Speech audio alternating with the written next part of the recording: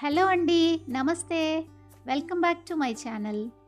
ఈ వీడియోలో పక్కా కొలతలతో టమాటా నిల్వ పచ్చడి ఎలా ప్రిపేర్ చేసుకోవాలో చూద్దాం. ఫస్ట్ టైం పచ్చడి పెట్టే వాళ్ళు కూడా ఈ కొలతలతో పెట్టండి, చాలా చక్కగా వస్తుంది. ఇప్పుడు ఈ టమాటా నిల్వ పచ్చడి ఎలా ప్రిపేర్ చేసుకోవాలో చూసేద్దాం. ముందుగా ఎర్రగా పండిన ఇలా గట్టిగా ఉండే టమాటాలని 1 కేజీ తీసుకొని బాగా శుభ్రం చేసి పొడి బట్టతో తుడిచి పక్కన పెట్టేసుకోవాలి. వీటిని ఇలా మీడియం సైజ్ ముక్కల్లాగా కట్ చేసి పెట్టుకోండి. ఒకవేళ మీరు అలాగే ఉంచేస్తాను మిక్సీకి వేయను అన్నప్పుడు ఇంకాస్త చిన్న ముక్కలుగా కట్ చేసుకోవచ్చు. చూసారు కదా, ఈ మీడియం సైజ్ ముక్కల్లాగా కట్ చేసుకోవాలి.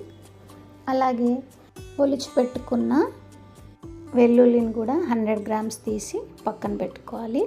అలాగే చింతపండు కూడా 100 గ్రామ్స్ తీసుకొని చెత్త అవి ఏమీ లేకుండా ఇలా అన్నీ విడదీసి పక్కన పెట్టేసుకోవాలి. ఇప్పుడు ఒక పెద్ద కడాయిలో ఇందాక కట్ చేసి పెట్టుకున్న టమాటా ముక్కలన్నిటినీ వేసి కాసేపు అలా కలిపి మూత పెట్టేసి మధ్య మధ్యలో కలుపుతూ ఒక 50 to 60% ఉడికే వరకు ఉడికించుకోవాలి. చూసారు కదా, ఆల్మోస్ట్ టమాటాలో మొత్తం నీరు వచ్చేసింది.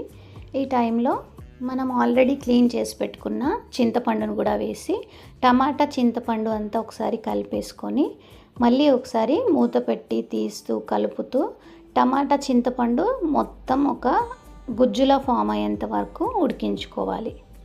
లో టు మీడియం ఫ్లేమ్లోనే ఉడికించుకోవాలండి. చూస్తున్నారు కదా, టమాటా చింతపండు కొంచెం మెత్తగా అయిపోయింది. ఇంకాసేపు ఉడికిన తర్వాత ఇదిగో ఇలాగా ఈ కన్సిస్టెన్సీ వస్తే సరిపోతుంది. దీన్ని ఆఫ్ చేసి చల్లారనివ్వండి. ఇప్పుడు ఒక మిక్సీ జార్లో 200 గ్రామ్స్ కారం, 70 గ్రామ్స్ వెల్లుల్లి, అలాగే ఒక 200 గ్రామ్స్ ఉప్పు, కావాలంటే ఎక్కువ అవుతుంది అనిపిస్తే 150 గ్రామ్స్ వేసుకోండి ముందు. ఆ తర్వాత ఆవపిండి 2 టేబుల్ స్పూన్లు, వేయించిన మెంతిపిండి 1 టేబుల్ స్పూన్, అలాగే కాస్త పసుపు వేసి వీటన్నిటిని ఇలా మెత్తగా పౌడర్ లాగా గ్రైండ్ చేసుకొని పక్కన పెట్టుకోవాలి. ఇక్కడ నేను నార్మల్ సాల్ట్ వాడానండి, సన్న ఉప్పు. మీ దగ్గర గల్ల ఉప్పు ఉంటే ఖచ్చితంగా గల్ల ఉప్పే వేసి యూజ్ చేయండి. ఇప్పుడు ఈ పౌడర్ని పక్కన పెట్టేసుకొని టమాటా మిక్చర్ చల్లగా అయిపోయింది కదా, దాన్ని కూడా ఈ మిక్సీ జార్లో వేసి మెత్తగా గ్రైండ్ చేయండి.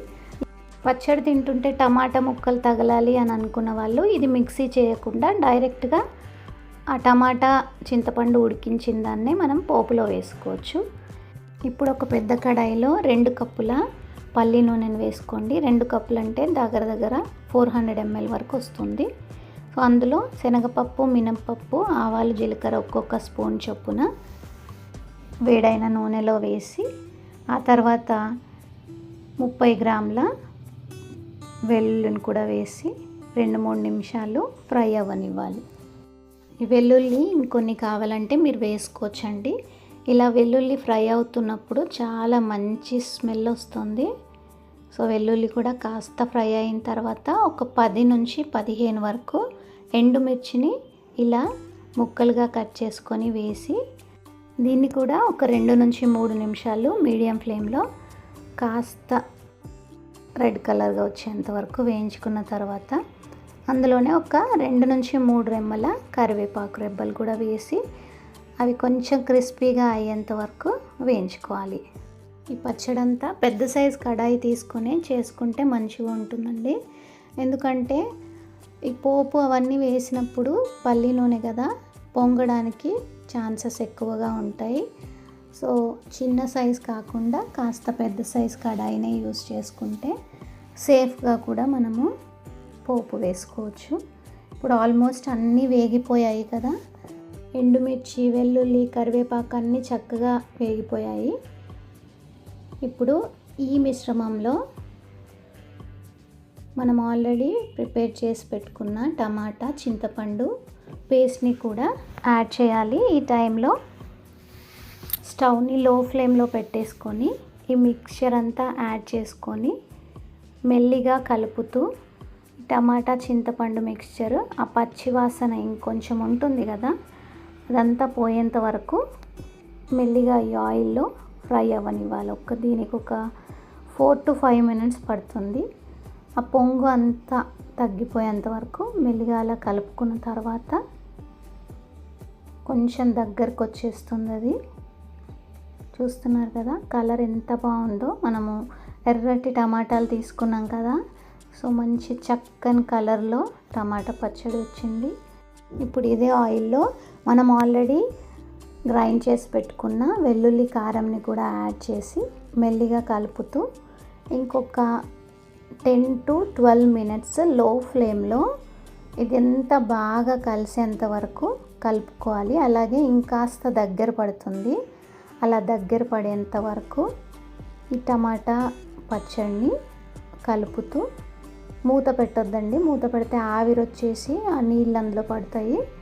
సో మూత పెట్టకుండా ఓపెన్గానే ఉంచి మెల్లిగా కలుపుతూ చూడండి, ఈ కన్సిస్టెన్సీ వచ్చేంత వరకు పెట్టేసుకుంటే ఆరిన తర్వాత కాస్త గట్టిగా అనిపిస్తుంది. సో ఇప్పుడు ఫ్లేమ్ని స్విచ్ ఆఫ్ చేసుకొని ఇదంతా పూర్తిగా చల్లారేంత వరకు పక్కన పెట్టుకోవాలి. మొత్తం చల్లారిన తర్వాత ఒక ఎయిర్ టైట్ కంటైనర్లో స్టోర్ చేసి పెట్టుకోండి. ఈ పచ్చడి పెట్టిన 3 రోజుల తర్వాత మళ్ళీ ఒకసారి ఉప్పు అవి చెక్ చేసుకొని మళ్ళీ ఒక్కసారి కలిపేసుకొని టోటల్గా ఈ జార్లో పెట్టేసుకుంటే ఇంకా మనకి అన్నంలో కానీ దోశలో కానీ ఇడ్లీలో కానీ ఎందులోకైనా చాలా చాలా బాగుంటుంది. 1/2 kg టమాటాలతో పెట్టేదైతే ఉన్న కొలతలన్నిట్లో సగం సగంగా వేసుకోవాలి. ఉప్పు, కారం, చింతపండు అలా వేసుకొని పచ్చడి పెట్టుకుంటే పర్ఫెక్ట్గా వస్తుందండి. మీరు కూడా ఒకసారి ట్రై చేయండి. మీకు ఎలా కుదిరిందో కామెంట్ చేసి చెప్పండి. Thanks for watching.